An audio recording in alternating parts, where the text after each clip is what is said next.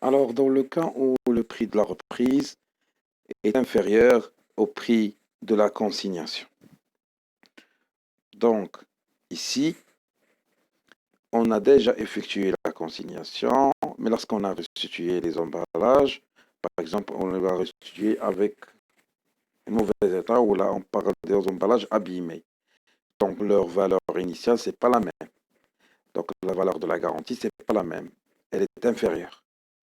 Inférieure, donc le prix de consignation, elle est supérieure au prix de la reprise. Ou le prix de la reprise est inférieur au prix de consignation. Donc, la différence, donc ici, ça représente un problème.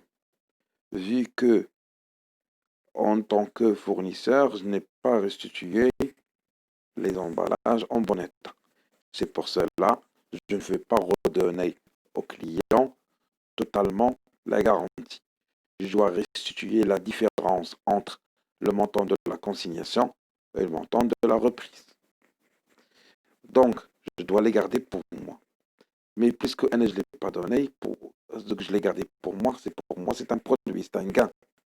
C'est pour cela, pour solder la consignation, on doit débiter le compte, c'est le fournisseur, on doit débiter le compte 4425, on va créditer le compte client avec le montant que je vais le donner au client, et on va créditer, aussi la différence. La différence de quoi? La différence de gain que j'ai appris entre le montant de la consignation et le montant de la reprise. Donc, ce qu'on appelle un boni pour reprise d'emballage consigné. Bien sûr, on va comprendre davantage avec l'exemple. Le boni, il est en TTC normalement. On doit le diviser par 1,2 pour trouver le montant hors taxe. Puis, on va facturer TVA parce que c'est un produit gagné par qui? Par le fournisseur. Alors, pour le client, c'est une autre chose. Pour le client, il doit solder le compte 3413. Donc, toujours, on le solde par le crédit. Mais qu'est-ce qu'on va débiter? On va débiter pour compte fournisseur avec le montant, nouveau compte fournisseur avec le montant qu'il va prendre le client, c'est le prix de la reprise. Et la différence, pour lui, il ne va pas récupérer le client.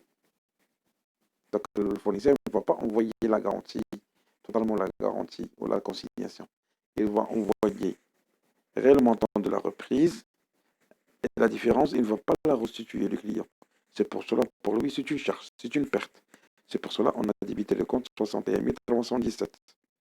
Et on a débité avec lui puisque c'est une charge et TVA récupérable sur surcharge. Généralement, le boni et le mali, ce sont en TTC.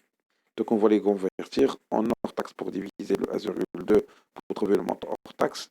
Et on doit facturer aussi la TVA.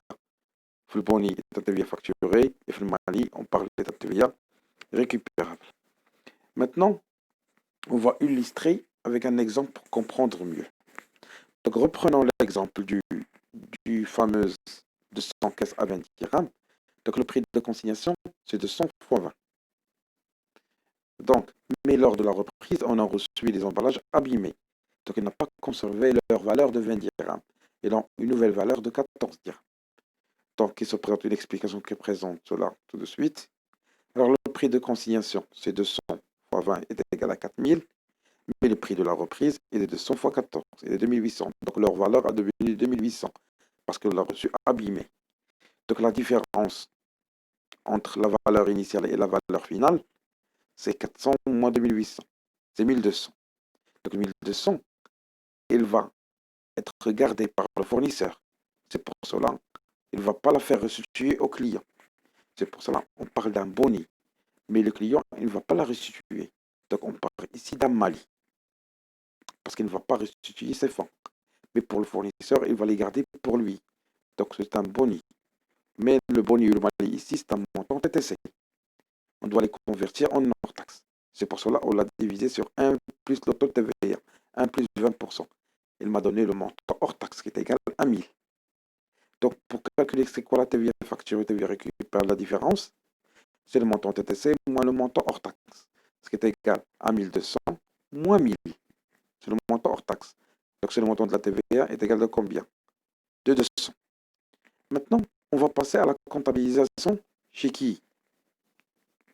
Chez les clients. Pour les clients, bien sûr, il faut solder le compte 3413 avec le montant global de 4200 fois 20. Mais ici, est-ce qu'il a récupéré vraiment le fournisseur 4000? Non. Est-ce qu'elle a vraiment récupéré le client 4000? Non. Il va récupérer chez le fournisseur que 2800. La différence doit être gardée par le fournisseur. C'est pour cela qu'on parle ici d'un malus chez les clients. Parce que c'est une perte pour lui. De combien? Une perte hors taxe de 1000 dirhams, plus il va payer la TVA de 200 dirhams.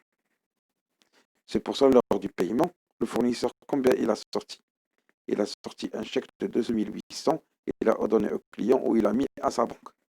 Au lieu de récupérer 4000, combien il a récupéré le client? Que 2000 par chèque. C'est pour cela l'argent il est mis au compte bancaire du client. Ça, c'est pour l'opération chez le client. Lorsqu'on parle de l'opération chez le fournisseur, alors ici, le fournisseur, est-ce qu'il a récupéré la totalité avec le bon état? Bien sûr, ils sont abîmés. Donc, bien sûr, il va solder le compte 4425 par le montant qu'il va payer au client. Donc, 2800. Donc, ce n'est pas équivalent. Vu qu'on a débité les 4000, on a crédité le 2800. C'est le montant réel qui doit être payé au client. La différence de garantie, il ne va pas la restituer au client. Le prix de concession, il ne va pas la restituer. Vu que la différence, c'est une perte pour le client. Et puisque le fournisseur ne va pas la restituer au client, pour lui, c'est un produit, c'est un gain. C'est pour cela on parle d'un montant TTC de 1200. On a déjà vu dans le tableau comment on calcule le montant hors taxe. On divise 1 plus 20%, qui va donner 1000. On l'a mis sur le montant de boni. 6000 dirhams, c'est le montant hors taxe.